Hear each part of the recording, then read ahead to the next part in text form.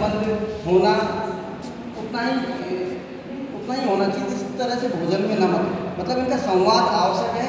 ये एक दृश्य बोध श्रवण बोध के साथ विलय नहीं होना चाहिए। दृश्य बोध और श्रवण बोध जहाँ मिल जाते हैं तो संवाद जरूरी है। विलय होगा तो क्या होगा कि माध्यम, जो हर कला का अपना एक माध्यम है, उसका एक विशिष्ट गुण है, उसमें बाधाएं आ जाएंगी और वो जब बाधाएं उत्पन्न होंगी वो कला की सीमाओं को तोड़ता है और बंधन व्यक्त करता है। इस तरह से सिनेस्थेसिया का मूल काम है दो अलग अलग विधाओं की कलाओं में तनाव उत्पन्न करना, और उस तनाव के अंतर्गत उस टकराहट से जो सौंदर्य बोध उत्पन्न होता है, जो चेतना सौंदर्य चेतना उत्पन्न होती है और जो हम उसका अवबोध करते हैं, सहृदय उस सौंदर्य बोध को ग्रहण करता है, वो ग्रहण उसका अनुभव बन जाता है सहृदय का। वो सहृदय एक मात्र दृष्टा नहीं रहता, वो एक अनुभवकर्ता बन जाता है और उस कलाकृति के साथ अपना आत्म साक्षात्कार पाता है और अपने आप को जोड़ता हुआ चला जाता है। इस तरह से उसकी तन्मयता कला को और कला की जो अर्थबोध है और कला का जो सौंदर्य बोध है उसके साथ जुड़ करके एक विस्तार पाता है। इस तरह से कला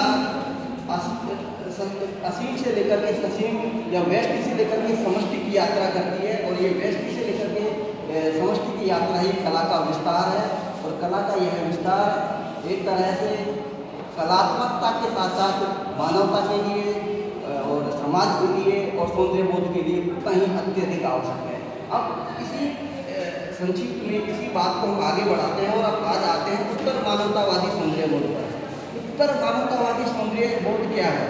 अभी तक हम बात करते थे मानव केंद्रित सौंदर्य बोध की। मानव केंद्रित सौंदर्य बोध आज तक के मानव इतिहास में हमेशा कला मानव केंद्रित रही है।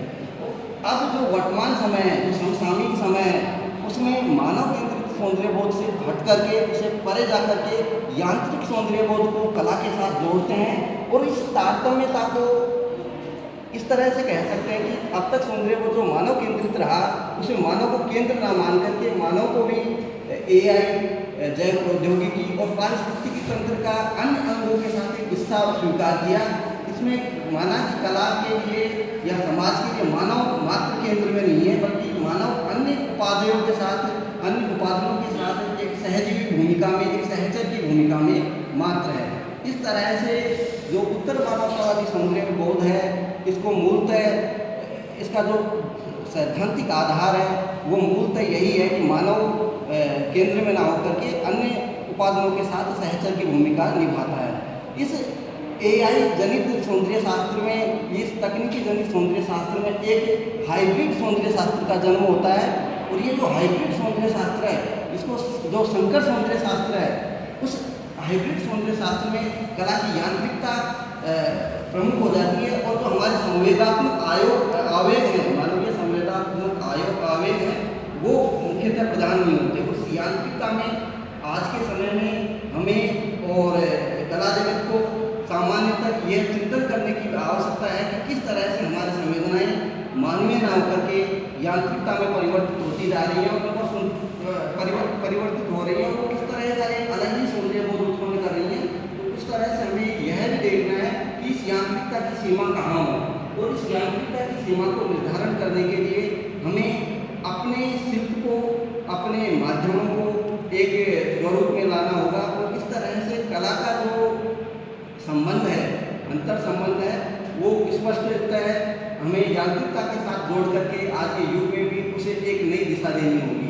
इस कला की दशा और दिशा की इस यात्रा में हम यात्री हैं, हम उसके साथ चलने वाले एक तरह से सहयात्री हैं और इस यात्रा को हम दिशा भी दे सकते हैं। इस तरह से जब हम भारतीय साहित्य और कला में देखते हैं तो कला और साहित्य का जो समन्वय है वो बहुत ही महत्वपूर्ण रहा। और कहा भी कि कंत्री नाथ पवित्र रस सरस राग रतिरन बूढ़े अनबूढ़े तरह जो बूढ़े सबन। इस तरह से कला के दृश्य बोध और श्रव्य बोध को एक साथ जोड़ करके एक नए सौंदर्य बोध का जन्म होता है। और इस नए सौंदर्य बोध को ग्रहण करने के लिए हमें अपने अंतस्थ को, अपनी चेतना को, अपनी कल्पना शक्ति को विस्तार देकर सृजनात्मक ऊर्जा में परिवर्तित करना होगा। इस तरह से आज के हमारे जो विचार हैं वो एक तरह से मैं अपनी बात को खत्म करना चाहूँगा और इस सूत्र को पकड़ करके हम आगे विस्तार पाएंगे। धन्यवाद।